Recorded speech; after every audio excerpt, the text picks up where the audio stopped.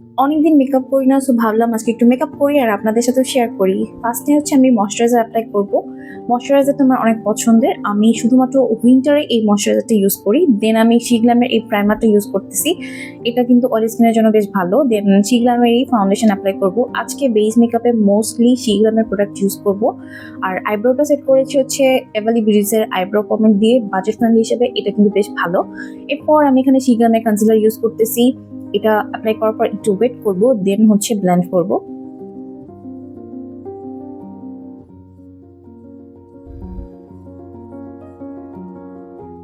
এটা ব্লেন্ড করার পর আমি এখানে শিগ্লামের এই নতুন স্টিক ব্লাশটা অ্যাপ্লাই করব। এটার শেড নেম হচ্ছে লাভ কেক। এটা শেডটা অনেক বেশি সুন্দর, আমার ব্লাশ অনেক বেশি পছন্দ, তাই একটু বেশি করেই দিই। এটার সাথে আমি অন্য একটা প্যালেট থেকে হচ্ছে ক্রিম ব্রনজারটাও হচ্ছে একটু দিয়ে নিব। দুইটা একসাথে আমি ব্লেন্ড করব। এরপর হচ্ছে আমি ফুল ফেসটাকে শিগ্লামের এই নতুন লুজ পাউডার তারও এটা দিয়ে বেক করব।